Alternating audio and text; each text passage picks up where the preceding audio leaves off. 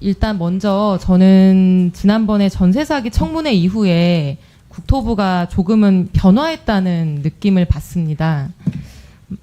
많이 늦었고 또 아직 부족한 부분이 많이 있지만 지금이라도 달라진 태도로 필요한 조치들을 하나씩 하고 계신 것에 대해서 감사를 드립니다. 장관님 그리고 이하 국토부 담당자들께서 이렇게 전세 사기 해결에 대한 지적을 열린 마음으로 수용하시고 필요한 조치를 하나씩 실행해 주시는 모습에서 지금 절망에 빠져 있는 수만 명의 전세 사기 피해자들이 작은 희망이라도 가지실 수 있으면 좋겠습니다. 앞으로도 진정성을 가지고 빠르게 조치를 실행해 주시면 좋겠습니다. 예, 그렇게 하겠습니다. 이건 네. 뭐 저희뿐만 아니고 여야 어느 당 할 것 없이 우리 계신 모든 분들의 네. 같은 뜻이라고 생각합니다. 피해 보신 오늘은 분들이 있기 제가 때문에, 시청역 사고 예, 관련해서 예, 예. 질의를 드릴 건데요. 예. 아직 이게 급발진인지 페달 오조작인지 원인 규명은 되지 않았기 때문에 저는 차량 돌진 사고라고 하겠습니다. 이번에 특히 시청역 사고가 제 기억으로는 급발진 의심 사고다라고 하는 사고들 중에서 가장 사상자가 많이 발생한 사고인 것 같습니다. 이 사고 이후에 지금 국민들이 길가에 서 있는 것만으로도 굉장히 두렵고 불안하다 이런 말씀들이 많습니다. 근데 이런 이제 차량 돌진 사고가 굉장히 많죠. 잊을만 하면 터지는 게 바로 이제 이런 돌진 사고, 급발진 의심 사고 이런 것들인데요.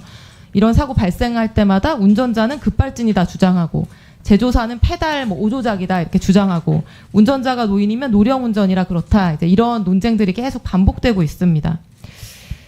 그래서 아마 이런 원인 규명 문제 해결하는 데 국토부가 관심이 많으신 것 같고 아까도 질의에서 나왔던 페달에 블랙박스 설치하는 거 이제 이런 것들 제조사에 권고도 하시는 것 같고요. 또 오전에 제가 시청역 이 사고 이후에 어떤 대응 방안 하고 계신지 자료를 받았는데 한 장으로 왔는데요. 그 내용에도 거의 절반 이상이 이 원인 규명을 위해서 제도 개선을 하겠다는 내용에 좀 치중이 되어 있는 것을 볼 수 있습니다. 그리고 페달 오조작 방지 장치 장착에 대한 이제 내용이 거의 유일하게 예방책으로 들어가 있는데 사실 이거는 급발진이나 급가속 사고라고 하면은 해당 사항이 없는 것이죠. 그래서 오늘 몇 가지 좀 제안을 드려보려고 하는데요. 그 장관님 혹시 비상제동 제어 장치라고 들어보셨습니까? 그거 아닙니까? 그 저 차에 달리는 브레이크 뭐라고 앞에 ABS 이야기하시는 거 아니에요? 맞아요. AEBS라고 영어로는 하고 저는 그냥 편하게 긴급 제동 장치 오늘 이렇게 불러보겠습니다. 앞에 장애물이 있을 때 차량이 쭉 이제 가다가 장애물이 나타나면은 감지하고 제동을 거는 거죠. 그래서 정지하는 거죠. 갑자기 사람이 튀어나와도 그렇고요. 그래서 혹시 이 기능을 운전하면서 경험해 보신 적이 있을까요? 있습니다. 예. 네. 유용한 기능인 것 같습니다. 제가 봤을 때도.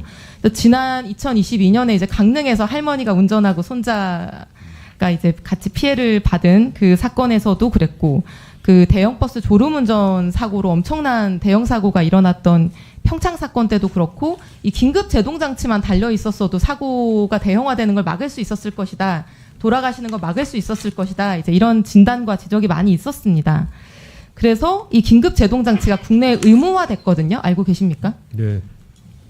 이게 화물차랑 버스는 2017년 이후 출시 차량부터 그리고 승용차는 작년, 그러니까 2023년 1월 1일 이후부터 출시되는 차량에 지금은 이게 의무 장착이 됩니다. 근데 장관님 생각해 보세요. 이 기능만 제대로 작동됐다고 하면은 그게 원인이 급발진이든 아니면 페달 오조작이든 이런 사고가 일어나지 않았어야 되는 거 아닙니까? 그렇죠. 근데 이 차량에 이번 시청역 차량 돌진 사고 그 차량에 이 기능 탑재되어 있었나요? 확인 못 해봤습니다. 이게 확인되지 않았다라고 하는데요. 공식적으로는 뭐 보도에 의하면은 그 차종이 의무화 대상 전이긴 하지만 이게 고급 모델이어서 긴급 제동 장치가 설치되어 있었다라고 하는 보도도 있고 그렇습니다. 근데 이번 이 사건뿐만 아니라도요. 2023년 이후에 출시된 차량에서 이런 급발진 의심 사고가 일어난 건수들이 적지가 않고요. 또 제가 교통안전공단으로도 받아보니까 이거 설치 의무화된 이후에 출시된 차량에서 이 비슷한 사고들이 벌써 여러 번이 있었더라고요. 그래서 아니 논리적으로는 이게 제대로 작동했으면 이런 충돌 사고 막을 수 있었을 텐데 왜 이게 작동이 안 됐을까 생각을 해봤습니다. 혹시 장관님 생각해 보신 적 있으세요? 없으시죠? 제가 한번 말씀을 드려보겠습니다. 그 긴급제동 장치를 어떤 조건에서 작동하게끔 운영해야 되는 것이냐, 이게 국토부령에 나와 있습니다. 자동차 규칙이라고 우리가 부르는 건데요. 제가 몇 가지만 말씀을 드릴게요. 이상한 부분들. 첫 번째, 슬라이드 보여주시겠어요? 속도적 조건이 있습니다.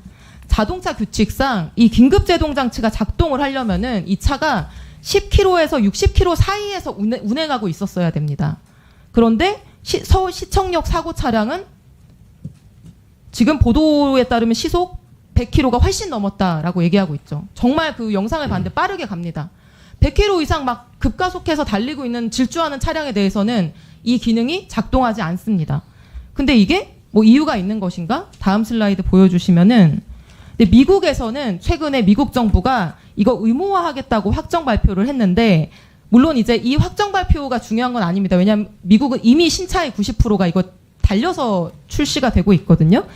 근데 이제 요거를 발표하면서 표준하고 기준을 같이 이제 마련한 게 중요한 부분인데, 우리나라는 시속 60km 이상의 운행을 하고 있을 때는 이게 작동하지 않도록 자동차 규칙이 마련되어 있는데, 미국은 시속 145km까지 이 제동 장치가 작동하도록 설계하라고 제조사에 얘기하고 있습니다. 이상하죠? 현대차도 자율적으로 시속 85km까지 이게 작동하도록 하고 있는데, 우리 국토부는 너무 낮은 기준을 적용하고 있는 것이죠. 그리고 속도 기준뿐만 아니라 요 다음 슬라이드 보여주시면은, 이게 그 긴급 제동 장치가 해제되는 조건이 이 규칙에 나와 있는데요. 급가속을 위해서 가속 페달을 힘껏 밟는 행위가 있을 때 이 기능이 해제됩니다. 그러니까 말하자면 갑자기 사람이 튀어나와서 제동이 됐습니다. 근데 운전자가 너무 당황한 나머지 악셀을 밟는 거예요, 힘껏. 그러면 그 사람을 칩니다. 제동 장치가 해제되기 때문에. 이런 부분 재검토해 보셔야 되지 않겠습니까, 장관? 예, 의원님 말씀 충분히 뭐 이해가 되고 일리가 있으십니다. 예. 저는 원인 규명도 중요한데요. 그 사람 살리는 방향으로 이 사고 예방할 수 있는 조치들을 국토부가 열심히 연구했으면 좋겠고요.